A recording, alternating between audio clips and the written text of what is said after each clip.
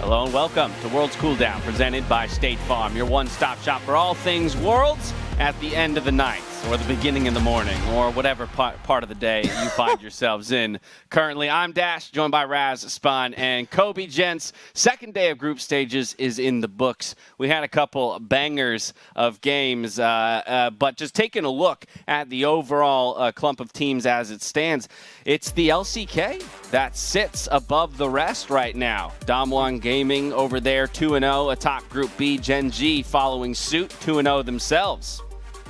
Yeah, LCK dominating across the board, but who's at the top of the LCK, James? It is Dom1, and they are crushing it. I think the biggest change in perspective for a lot of people coming into Worlds was going to be the Dom1 versus JDG game, and that one going so heavily in the favor of Dom1 has definitely won a lot more LCK representatives over to their side, looking like they are well favorited to go super far. However, it is good news for LEC as well as LPL fans. It does appear that the teams from those regions are starting to heat up. We're seeing some more stellar performances coming out of there. A couple of games that are much closer today as well that went the distance. However, the North American faithful at the Start moment, laughing as soon as you start talking about NA, Spawn. What is What's going this? on You might want to just close your no. eyes and like go next fast, because this is getting ugly real quick. I mean, we can't deny that. There's nothing that can be said in contrast to that point. Raz, help me out or change the topic. I'm definitely helping you by changing the topic. Thank you, Fred. Because, like, for me, Gen G was a team that, when we look at Group C, people were like, I don't know about Gen G, you know, there were a few naysayers out there, probably because of previous Worlds performances, but they came out on top as well. Like, BDD had an excellent performance mid in both of his matches. Like, Ruler is still king in the bot lane. Gen G came to play, and I'm glad to see it from the organization. Without a doubt. I was one of the naysayers, right? When I said this is the team that, in my opinion, probably most likely to fall down. And it was just, you know, I don't know what it actually was, because when you look at how they stack up, they're such an impressive unit, right? And they do have really great team play and synergy. But there was just something about it that if I was going to have to pick a team, I thought it would be Gen G. So far, however, this team has really been on fire. Yeah, that Group C is really turning out to be an exciting one. Let's dive into some of the individual matchups, rather, from our day of games. Starting with Game 2, LEC's G2 versus the LPL Suning. I mean, this has got to be the game of the day, and by many accounts, including the casters on the game itself, it was the game of Worlds, Kobe. Yeah, for sure. This is definitely the most exciting one that we have had to date. Suning just came out with such coordination in their team fights, gaining these big leads over G2, but G2, huge macro plays for them. Despite Jankos falling behind early to SOFM's big plays, aggressive early jungling, they were still able to pull it through. Twisted Fate wildcard stealing dragons. We had a base relay race to end it all off. So many good team fights to go back and watch. It just had so much action, so much tension in it throughout. Yeah, and I wanted to really point out SOFM. I know that you talked about how the early game went for him versus Jankos and how he was able to use Angel as an extension of himself, all that, to be able to get an experience advantage. Those insane team fights that he was able to have. But yeah, this game, as you can see from the replays in front of you, banger alert. That's like, steer clear of anything else other than this game. It was amazing to watch. The Raz jumping out of his seat as a recommendation. Raz, yes. Or rather, Spawn, what's the answer to that question that's just been thrown up on the screen? Is it, in fact, the best game of the world so far? Yeah, I think so. I don't think you can look past this game, because it really had like the two ideal compositions coming through for both teams, in my opinion. It had the star players popping off, some return to form mixed in there as well. So when you had a look at this game, not only did it have the back and forth, but it was actually quite high quality. And I think that the right members stepped up at the right time to make this a really exciting game of League of Legends. Yeah, I know you are heavily talking about bottom lane specifically, Spawn. And looking at Summer from G2, that's where a lot of people's worries were for G2, why they weren't giving them the same amount of credit coming from last Worlds and their dominating performance. But both Perks and Mickey had big games for themselves. There was that team fight that drew a lot of eyes, Perks dumping out over 10,000 damage in it. But Mickey as well, so many big setup plays for the Bard. He had that ward on the blast cone. He had plenty of heals, defensive ultimates, really nice stuff. Yeah, and to me, it was like Perks was the member that coming into Worlds, I was like, if G2 is going to prove to actually be this legitimate contender to be able to win Worlds, I need to see a return to form from Perks. And I think we got that this game. And there were a couple of really key moments that I want to highlight to show that it's often the little things from your AD carry. So very early on in the game, he actually called Jankos down into his lane, got himself that reset that was able to maintain teleport advantage. You know, at about the 8-minute mark, they start up the Rift Herald. Perks is able to actually teleport towards that. That means that they're able to pick themselves up Rift Herald. He also had really smart itemization. We've talked a lot about the meme of losses to Boris so far at Worlds. As soon as the Ocean Soul was picked up, immediately goes away and gets that Executioner's Calling as well. And the uptime on his DPS was incredibly impressive. And I know what everyone's saying, you know, like Caps carried this game, Wonder carried this game, Mickey had a stellar performance. And we all know the depth of the G2 lineup, right? This is a team that across the board is the super team of Europe. They are the hopes of the LEC to win another world championship. But for me, their captain, their star player needs to be Perks for that to happen. To win Worlds, in my opinion, you need a great AD carry. And Perks at the moment is showing that he is back in that form to be able to be a great AD carry.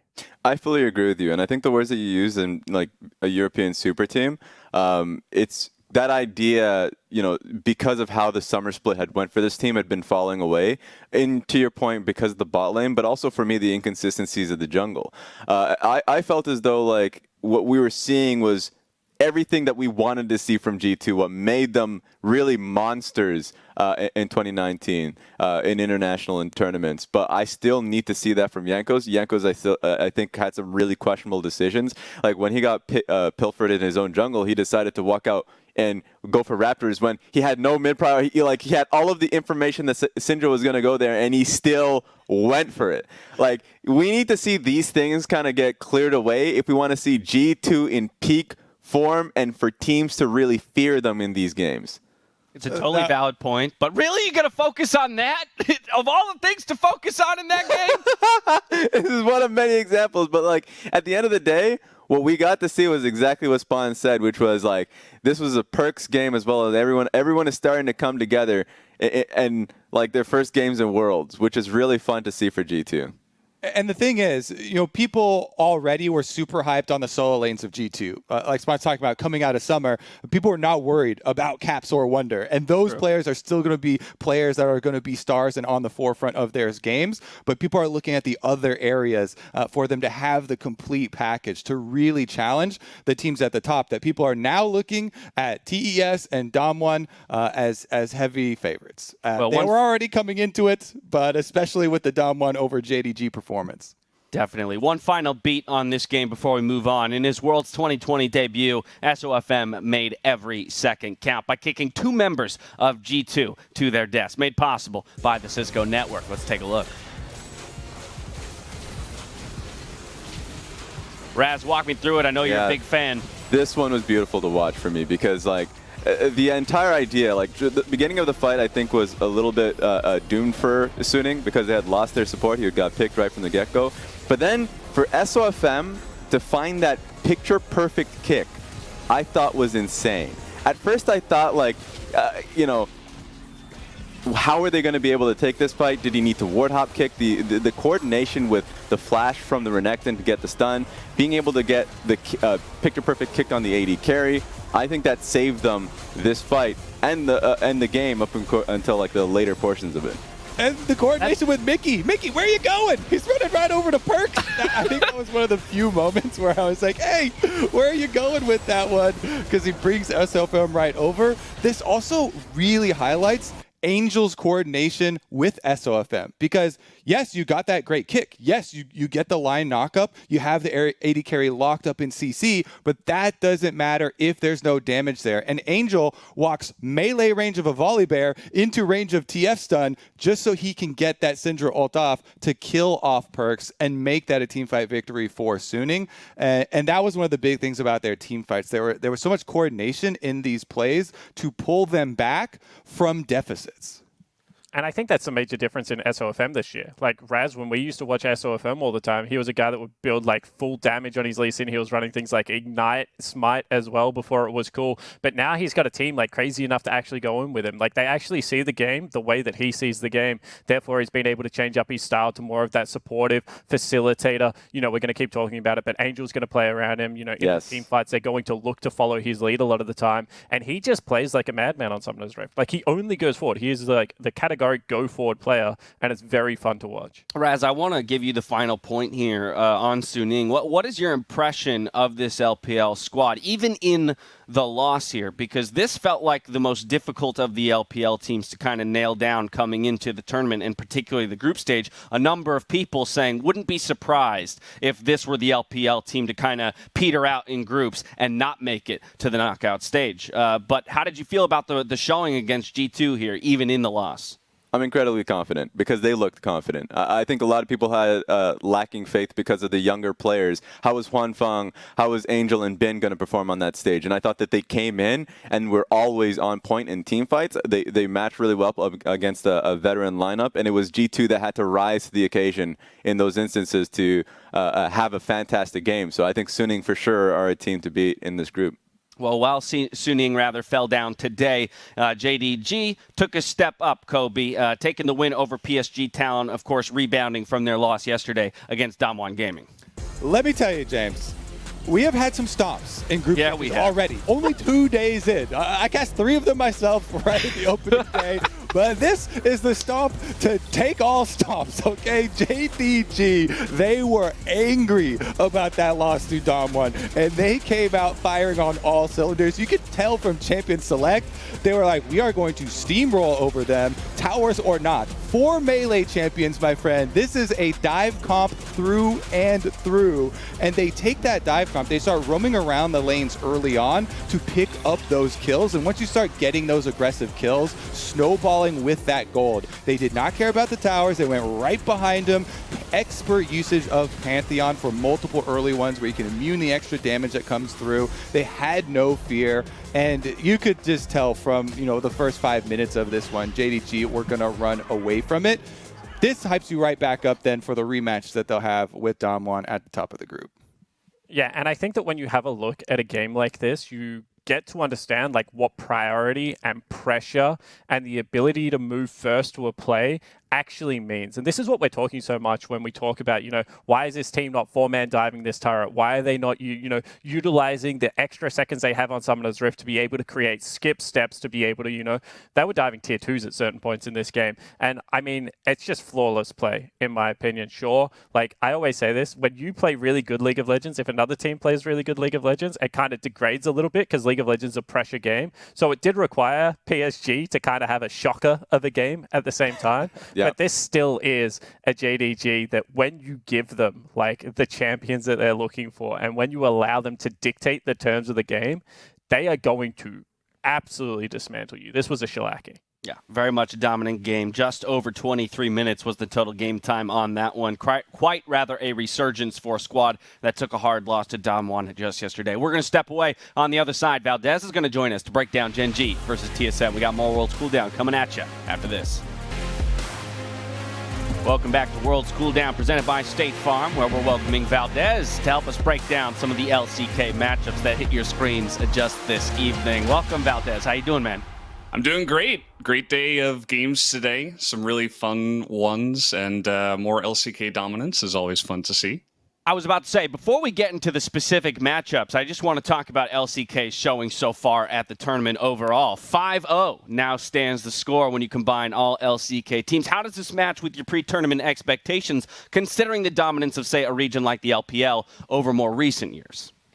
Well, if you take a look at the matchups that they've had, I think really Damwon was the only team where people were saying, hey, they might lose here to JDG. Could be a really close matchup. It ended up not being very close.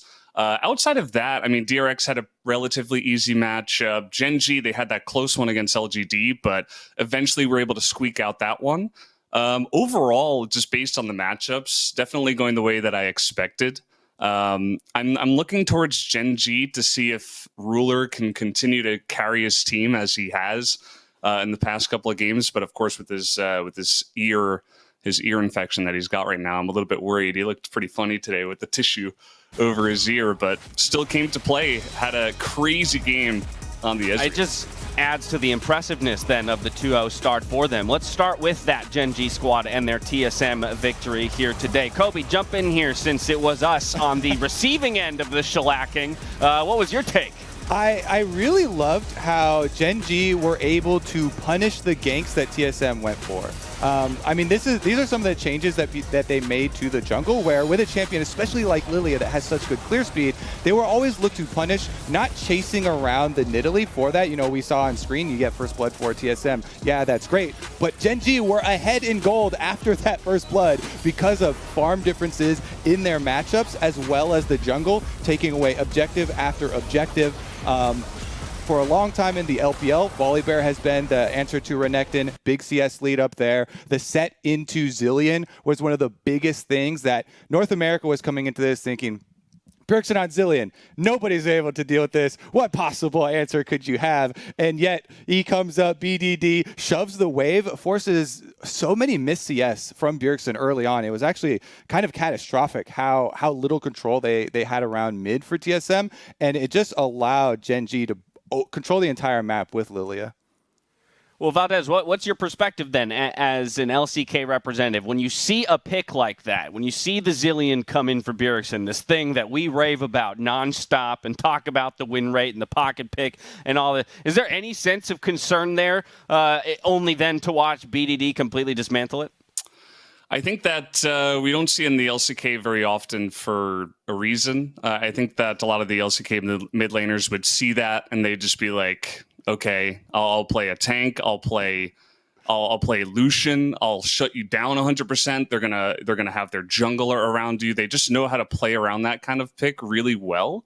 So I think when Gen G saw that, they were very calm. They're like, okay, you know, we've got set mid, should be really, really fine. We saw how difficult it was for Zilean to try to CS up against Set, who was just playing with such crazy positioning, way far down the lane, getting multiple plates as a melee against range, which was really nice to see. And for some reason, all these LCK teams so far, they've just found a way. You were talking about the first blood. That went the way of TSM, but still they get so far ahead in the early game. It's like somehow so much gold is leaking their way in so many of their matchups just because they look so much stronger in the early stage of the game and the laning phase. And look, I don't really know whether it was somehow. I think it was a systematic destruction of the top side of Summoner's Rift, because at 5 minutes into the game, if you discount the support positioning, which is obviously Targon's, like they are genuinely 52 CS up for the first 5 minutes. And this is what we mean by priority, the ability to be able to push your lane and respond first in the pathing to river and jungle. And as Kobe pointed out, this was a jungling clinic put on by Clid. Anytime he needed help, he would pull one of his solo laners into the play to be able to assist him with either vision or the ability to set up skirmishes and completely cut off all routes for Speaker to be able to take after that first gank in the top lane. And that was just like systematic control. That's when you say good macro, that's what you're talking about. The ability to just be able to play the map. Every move had a counter move from Gen G here, and it was just impressive to see. Yeah, this game kind of highlights how often casters will talk about jungling is a team game, because they're able to use the entire team there to really set them up and control the map. Yeah, and in general, I think history has shown that the Korean teams, above all else, are generally play the most consistent. And I think that's where, again, you look at those CS numbers, and it makes sense to me that one part of the map can maybe fall down or fail or misstep, but the rest of the map can so easily cover for it. Today's State Farm Assist of the Day, though, is actually going to the team that was on the losing end of this bout. It goes to TSM's Doublet for his excellent flash snare onto Ruler in the bot lane spawn. Perhaps the only time within this game where some smiles went across the NA faces. Yeah, and I think this is what you're going to need to see more out of TSM, like a smart force, because what had actually happened, you probably saw on the minimap, is that Speaker's top side of the jungle had just been taken, double control ward up there. He actually walks out of base into bottom side, gets spotted on a very deep ward that was dropped by Clid as well. And Doublelift just knows that he's Jungler is going to be like completely destroyed if he doesn't get something happening. And I think that when you have a look at a center Rakan lane, that is definitely supposed to be the scaling late game option. So the fact that they're willing to burn summoner spells, be aggressive, and allow Speaker to have an avenue to play through, like that's definitely the assist of the day for me, because nothing else was going anywhere near remotely to plan for TSM in this game. So hats off to Doublelift. I think he's going to have more plays like that if TSM have a chance in this Worlds. Yeah, maybe 102 more of those plays, roughly. just an estimate. Okay, let's talk about the other Korean game of the evening. It was Rogue versus Damwon. Damwon now sits atop their group at 2-0. Valdez, thoughts here? Because the draft for me was really interesting, seeing out of Damwon the willingness to go for something like the Lulu up there in the top lane. Yeah, I mean, we were talking about Zillion before. This is a similar idea where it's like, oh, let's try to counter Finn, which a lot of the casters have mentioned seemed to be the weak point of the team. Nuguri can play anything. Something that is very common amongst these top LCK teams, especially Damwon, is that their champion pools are insanely large. They can play pretty much anything at the drop of a hat. And Nuguri's like, okay, you want me to play Kayle? I can play Lulu. Sure, let's do it. And it ended up being a really great lane for him. But obviously, I think the highlight of this one was Canyon he's all over the jungle. He just made Inspired look a little bit not very inspiring this time around. And it's just something that Canyon does in and out, not only here at Worlds, but also at LCK. This guy has been slowly becoming a huge juggernaut in the jungle and is insanely good right now. Spawn, jump in, then Kobe, I want to hear your thoughts on the Graves and Lulu combo. Yeah, I mean, surely this is the evolution of Damwon from like last year, right? Is the fact that Canyon has been able to elevate his game so much, because they had very consistent solo lanes last time around. Noguri comes in, he plays Klepto on every single champion, still able to top gap. Showmaker, to me, was one of the most impressive players in the world last year, and he's still showing that great form as well. But the fact that Canyon is now using that pressure of his top laners, and as Kobe keeps mentioning, and we're going to keep saying it, like, jungling is a team game, and as a jungle, you are the beneficiary of a lot of the plays that your solo laners in particular will set up, but Canyon is taking it to a whole new level at the moment with how he is able to actually take over these games. Exactly. I mean, it is a team game, and yet sometimes you need to take matters in your own hands. I'm tired of seeing a Graves pick cycle their own jungle camps over and over. You watch the Super Server games leading up to Worlds. Graves, you pick Ignite into a Hecarim. The Hecarim, it has no place, even in his own jungle. And Canyon does not hesitate. Boom, he's immediately invading in there. You go red buff right into the enemy jungle. That's what Graves, what Kindred will want to do to try and abuse their range advantage into champions like that early on. And then he doesn't let up. So it's a symbiotic relationship with those powerful lane matchups that you're also trying to choose. And then throwing down the Ignite on top of it to really stamp your authority over it. I just thought that was what you want to see from those types of picks.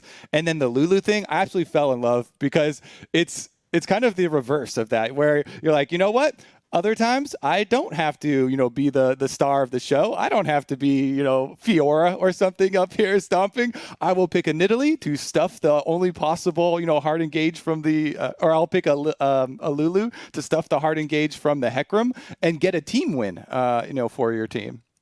Well, and I'm going to come to you on that point, Valdez, because that, I think, is one of the things that continually impresses me about the LCK as a region. There seems to be, especially at these international tournaments, a little bit a lack of hubris, where in other regions, or maybe for some other teams, it can get in the way. With the LCK, we know, as you mentioned, that Nuguri can play anything, and very much could have said, hey, give me the Camille and let me just try and outplay and hard carry, but instead has the humility to jump onto a pick like Lulu, knowing this is what's best for the victory.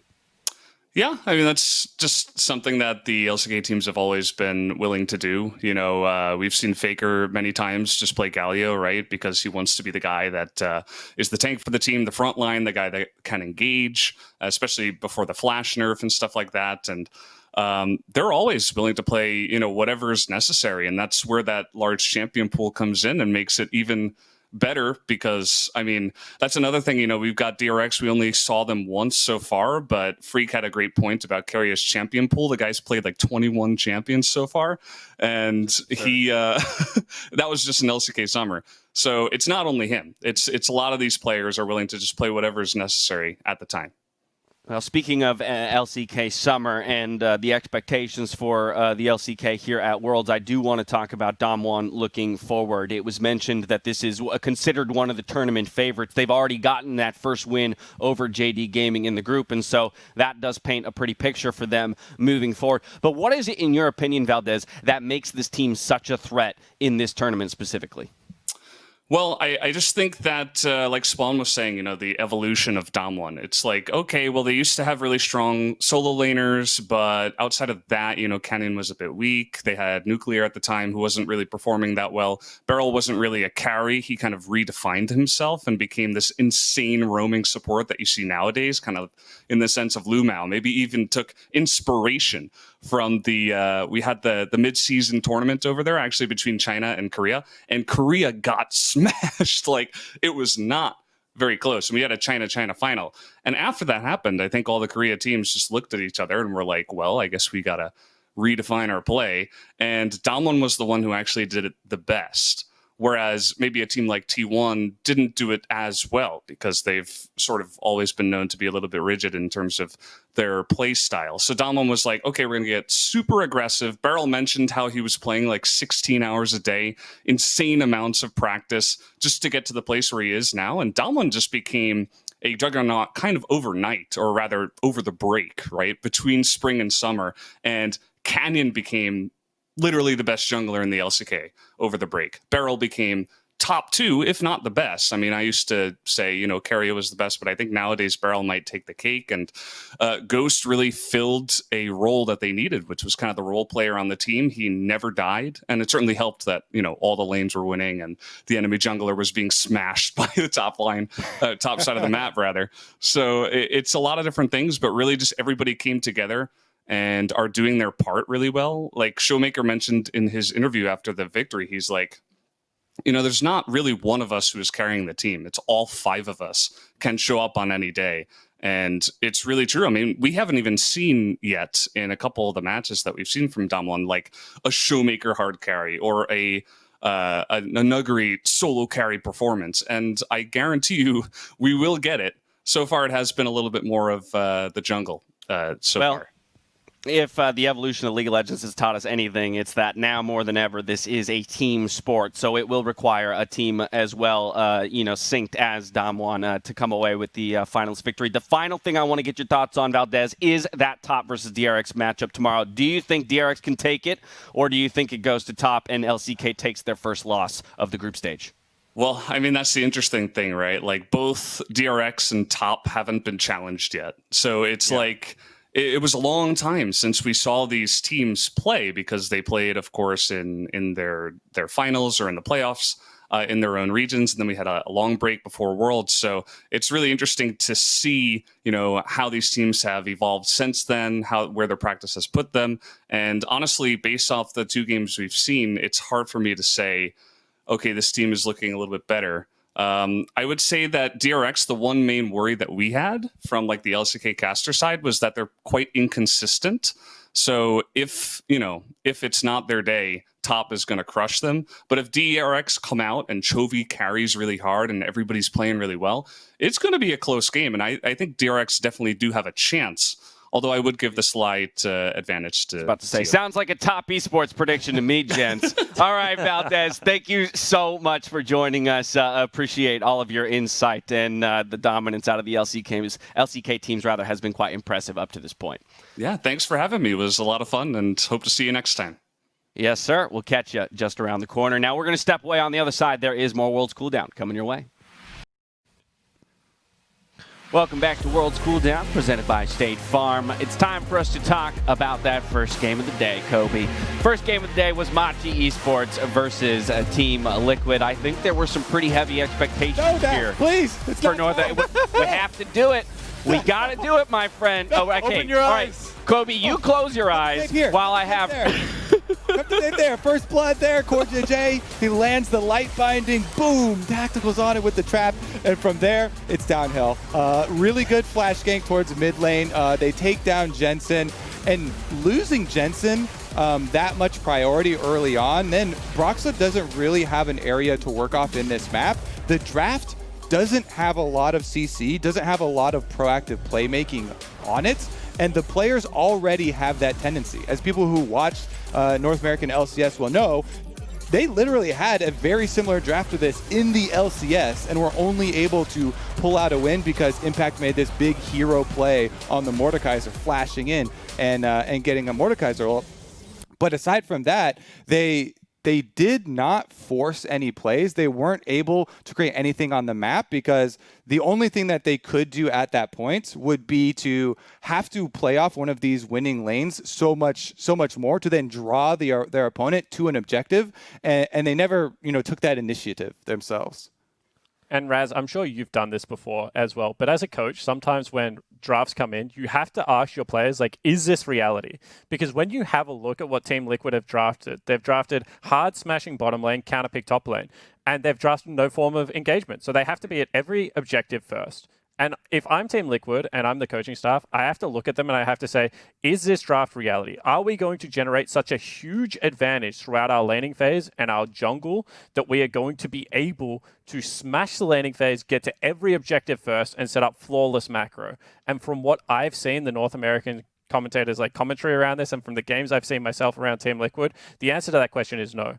They are still prone to make mistakes. They are still prone to slow the game down. They are not this crazy snowball team that is just going to be able to fast push their way to victory. They're not this huge split pushing team that is just going to be able to generate a side lead advantage and be able to use that to create numbers mismatch. A lot of their objective control does come down to 5v5 team fight, and therefore you have to be asking yourself, how do you actually create that team fight if you're not at the objective first? And unfortunately, the answer is, with a comp like this, you do not do that. This was a bad draft coming through from Liquid, and I think they were really punished for that. Yeah, and I think there are layers to this because a lot of the times I'm sure they're going to have the conversation about the draft. Like, I didn't exactly like them banning the Nautilus. I think having the Nautilus, if they take it, great, you have a Leona, right? Like, all of these things are definitely on the table. So I can echo the sentiment. The second layer is literally just like, when you have this draft, you need to be able to make plays. You need to be able to generate plays, like have a general plan within the game. How are you taking the Dragon? How are you taking Rift Herald? For me, the biggest issue is more so like you already see it on your screen about Broxah. 10 minutes and 50 seconds, if people can like check it out, like that for me was a big issue because bot lane smashing. Amazing. Like, everything is good in this respect. The problem is, why is Broxah going bot side to look for a kill? Because for me, if you have huge priority bot side, Rift Herald's out top, what you need to be starting a conversation for is, all right, perfect. Like, if my support's low on mana, get a base, let's go top side. Let's try and, we have first push bot side, let's start going for a Rift Herald there. Because best case is that if he does what he did right there, he gets the bot lane kill, but they're trading sides in a map state which they're already hugely ahead. So trading against that situation is really bad. Worst case is literally what happened, which they could have made that plan. They didn't get a kill bot side. Bot lane actually completely based from the enemy team, and now they lost Rift Herald when they could be making a play of their own. So for me, it was more so just like using the priority that you had with your lanes to get something else on the map, something that they did in play-ins that I really loved from Team Liquid I want to see more of. Yeah, I think something that we've continually run into with this team, because everybody has this well-set picture of Team Liquid, how their players are going to play, how their team is going to play. And if you do not have impact on one of those tanks that does have the CC to initiate for the team fight, then you have to have CoreJJ on it. And if CoreJJ is picking for lane with a Lux Caitlyn lane, which is in isolation a very good lane, you can push super hard. We saw them get their 2v2 kill. You mine turret plates. You try and snowball off those early turret pressure and move to the objectives like you guys are talking about. But if they don't have that in either Impact or CoreJJ's hands, and Brox is on Graves, that's not going to fill that hole for them, not going to fill that need as they transition to the mid game. And that's when we end up with these games where people really start to complain about the same things over and over with the team, how they're slow, how they didn't have the initiative, how they were unable to force that stuff. Raz?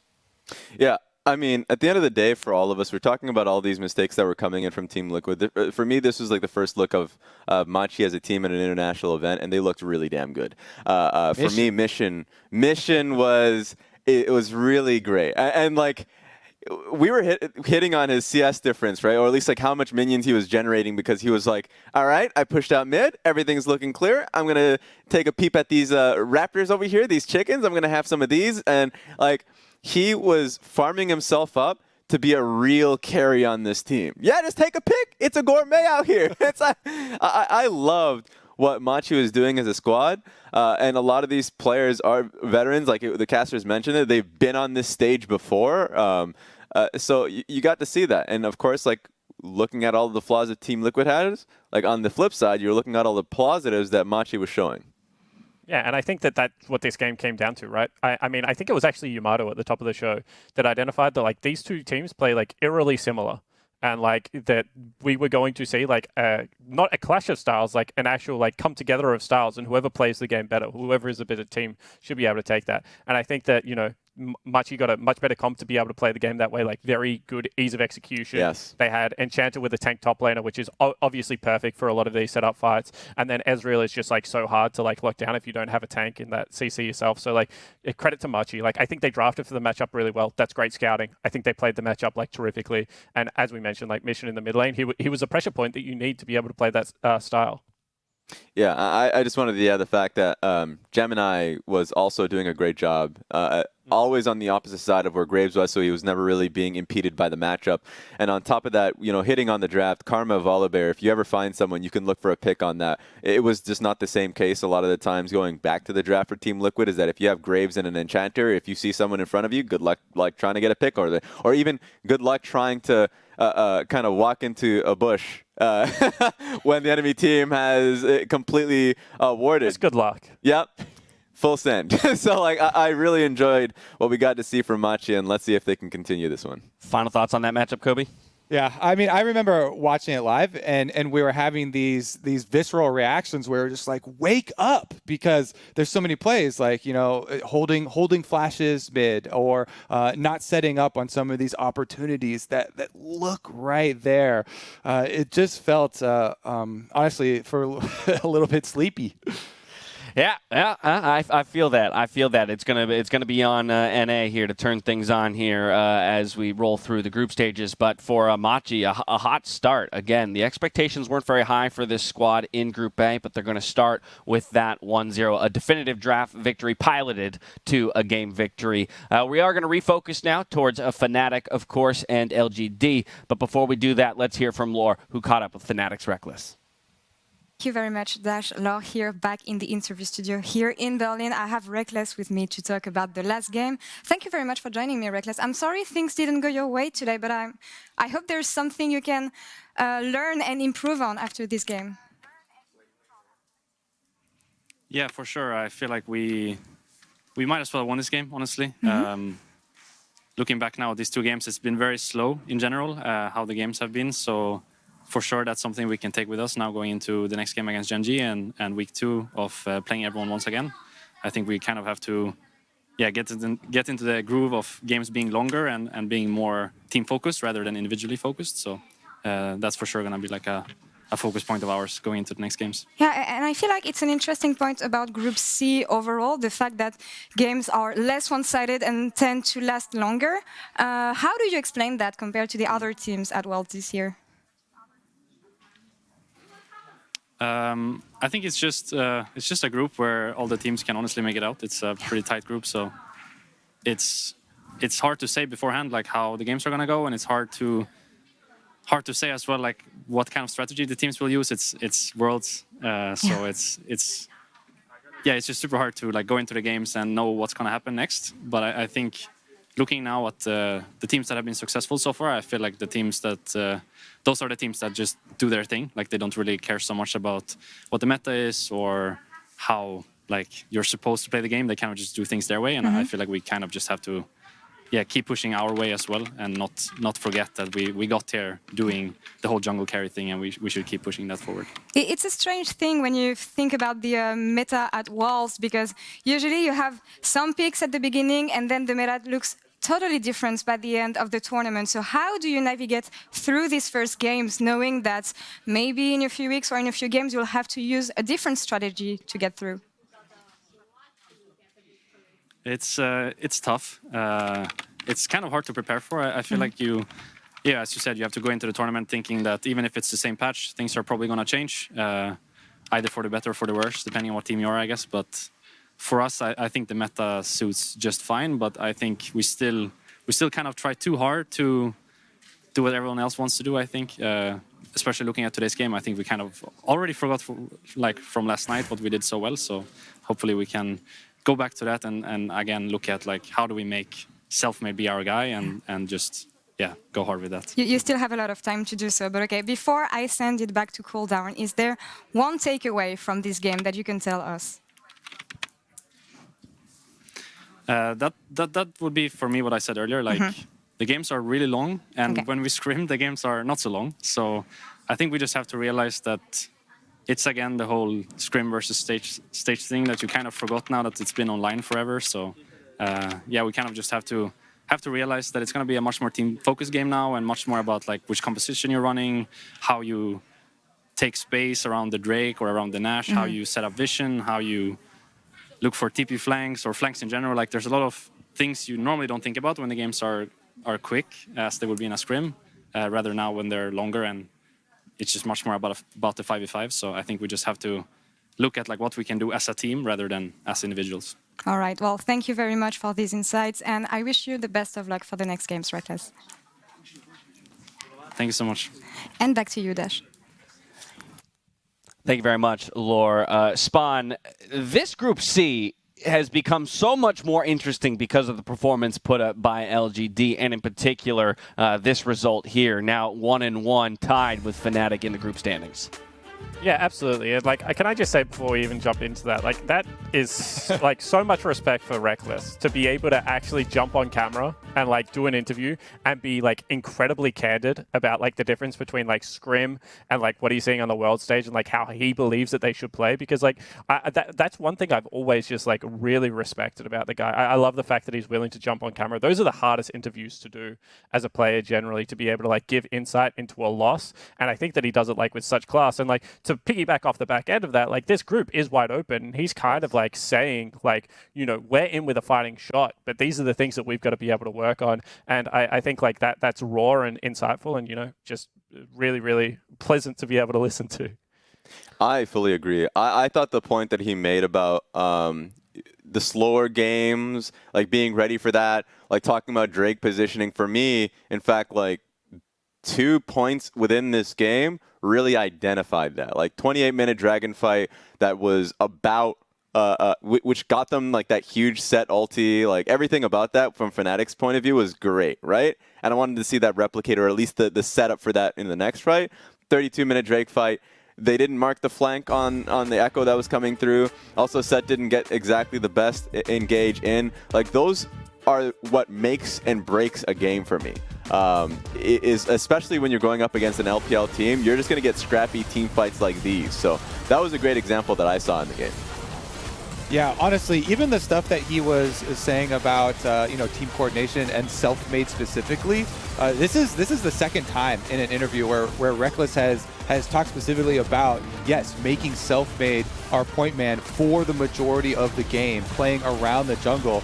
Like our reoccurring theme that we keep talking about here. Yeah. How to gain those advantages through multiple people and setting themselves up for objectives like this. I think in particular, though, that jungle call-out is all the much more interesting because of the performance that Peanut has been putting out on the world stage more recently. Yes, LGD rather struggled in the group stages of play-ins. 2 3-0s off, you know, the back of a number of great Peanut performances, in particular on that Kindred, and again here today showed up in a big way.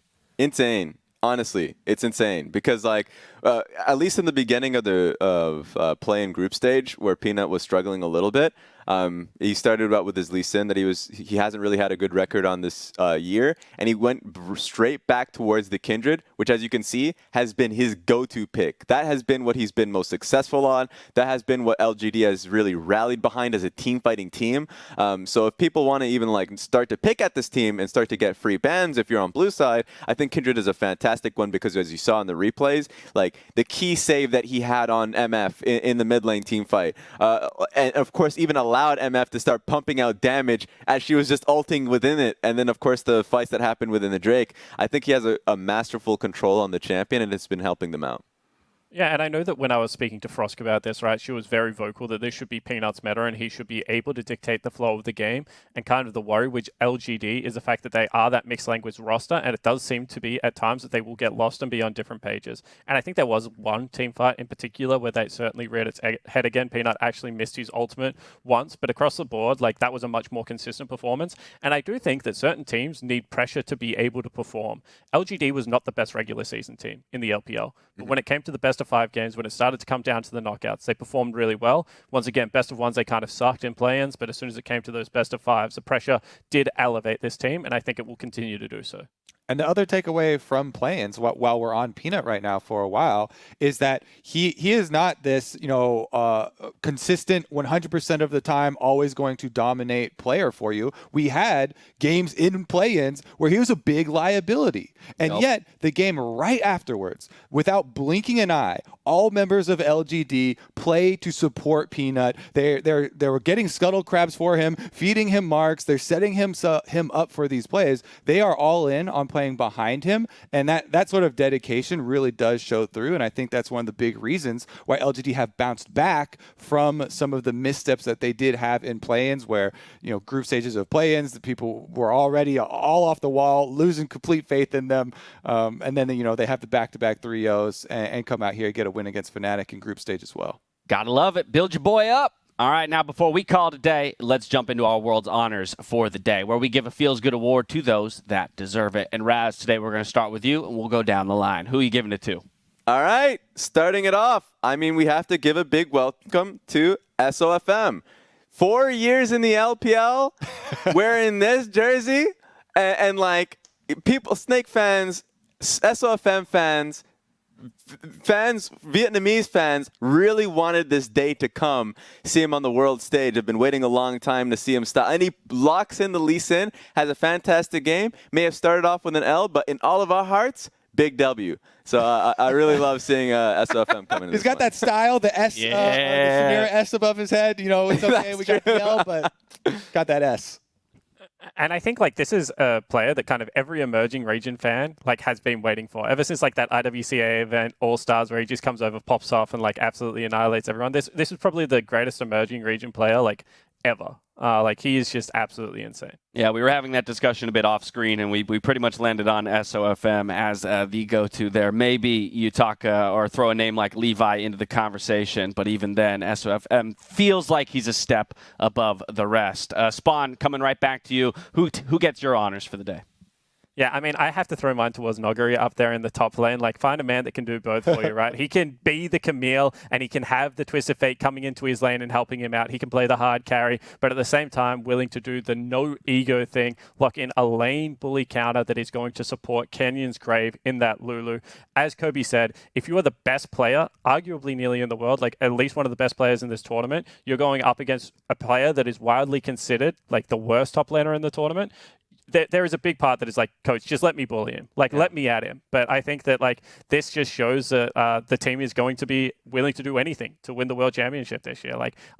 Today's game from Damwon actually made me an incredible believer in this team. Yeah, I don't want to knock your point, because ultimately I do agree with it. But you mentioned, he can play the Camille's where the TF comes and helps feed him. He can play the Lulus where the Graves comes top and helps feed him with a level 3 tower dive. So it appears no matter what champion he plays, they can still get it done up there in the top lane. And that's the thing. When I see the pick, I'm like, look, this big brain. He's countering the Hecarim hard engage with Lulu. This right, beautiful. But also, he controls his lane state so well. He's got a CS lead up there with the Lulu. This is not some flimsy Lulu. Right, Takes building full support items. He's still taking it to him. Takes the team pick, yeah, and still wins the lane. Gotta love it. All right, Kobe, who gets your honors today? It's got to be Xie for me. As much as we were talking about Peanut and how critical he is to this team, LGD back to what we saw in the LPL. Xie doing so much work for this team. Such a big carry for them. He pulls out the Echo, talking about the flanks Raz was bringing up. Really big plays for him. This is a guy, this is an LPL mid laner that really deserves a lot of the credit. He has stuck with it for so long, and he has worked so hard to get here. Yeah, and a big reason. Oh, go ahead. Sorry. Wow. I was going to say, actually making his counter pick worthwhile, right? Like, he's playing the Echo into the Syndra, and he just had so much side lane pressure. Like, every single dragon they went for, they pretty much had side lanes in the right area, just because he is, like, unrivaled and uncontested. You send the 1v1 up there, he just would outright kill him. So, like, I thought that game plan from the entirety of LGD was actually super smart to be able to lock that pick in. Xie, one of the big reasons why this Group C is becoming so much more interesting with the results of the games today. Now, before we call it a day, we do have one more thing to get through. Was asleep, didn't watch. For all you fools out there who were sleeping during Worlds, I don't know why you'd be doing that. Spawn's got you covered. Don't worry. He's going to give us the 1-minute summary for our viewers that did not watch the game live, but are watching Cooldown now. Spawn, take it away. Okay, pause the VOD right now, go back, load up lolesports.com, and just go watch the VOD. It's going to be G2 going up against Suning, because this game was absolutely wild. As Raz mentioned, invade from SOFM onto the Wolf camp. Yankos just is seeing red, charges to the Raptors, gets killed for first blood, and it kind of set the pace for the entirety of the game. This was a back and forth, just team fight versus team fight, with the stars of both teams turning up. Dragon fights, soul steals coming across, a soul gained by the Suning Gaming lineup, only for the game to be reversed. A back and forward base race with kills aplenty going everywhere, and Caps and Wonder just were beautiful to be able to behold. Return to form for Perks, return to form for Mickey. This will give the LEC fans hope. G2 might be able to do it. They maintain this form, they should be considered in the race to be able to win Worlds. Here. There it is. There it is. And you even got to hear out of Raz. I would just like to say that every team that is still in should be considered to be in the race, okay? We're in the race. We're not all at the same position in the race, but we're in. You know what? That's a great analogy, Kobe. Right. Everyone is still on the course. They haven't picked up the cones yet and told you to go home, sir. You're not finishing. I want Kobe as my defense attorney. What crime? My case. All right, well, Kobe, in reference to the race that is still going on, let's take a look at the games that are in store for us tomorrow with our schedule. 6 more coming at you. We're going to kick things off with Machi versus G2. That's Group A hitting your screens again. Team Liquid looking for their first win against Suning, who also wants to put a W in that win column. Then we hop on over to Group B, Damwon versus PSG, trying to stay undefeated atop the group, where JDG and Rogue, the battle of 1-1 teams, looking for some separation. And then, of course, the return of Group D, who we saw play on day 1. FlyQuest, Unicorns of Love, and then Top Esports versus DRX. That is guaranteed to be a sick game. I think those final 2 games of the day, the rehits of Group D, really excite me, gents. Hell yeah, James. Top Esports versus DRX for there we go. Sure is going to be a banger. Everybody was looking forward to the clash of JDG and Damwon, but pretty much the similar lead up with the DRX plus Top Esports. And then, of course, NA still looking for their first wins. So the FlyQuest versus Unicorns of Love, definitely going to be a highly contested match. Unicorns of Love have been trying to get into the group stage for so long. They came so close, and I'm really excited to see them perform here, especially with players like Gadget, playing the mages in the bottom lane, and the flexibility that we're seeing for both sides. Yeah, I gotta say that I'm glad that I hired Kobe as my professional help here, because yeah, I was definitely, my eyes are on Group D, the final 2 games. If anything, I could look past that. For sure, Team Liquid versus Suning. I really, really enjoy Group A for what it is. I think that one's going to be a banger. We already know Group C coming into this event is going to be a really close one. I think Group A should be a lot of fun. Team Liquid should have a lot in there, at least within the conversations the night before this game. Yeah, that's what I was going to say. Broxah versus SOFM has to be like a matchup to watch, if not a game to watch, because sometimes it does require the bear to be poked a few times before that they're actually ready to like poke back. And I think SOFM is going to poke Broxah quite a few times in that early game. So I'm looking forward to it. I want them to remain faithful in the Team Liquid jungler, get him an aggressive matchup, and see whether he can go toe-to-toe with Vietnam's best. Well, some promised bangers coming at you in less than 24 hours. That is going to do it for us here, though, today. So on behalf of myself, the casters, all of the remote broadcast crews from all around the world, thank you so much for watching. We'll see you next time for more Worlds 2020. Bill's in the mail.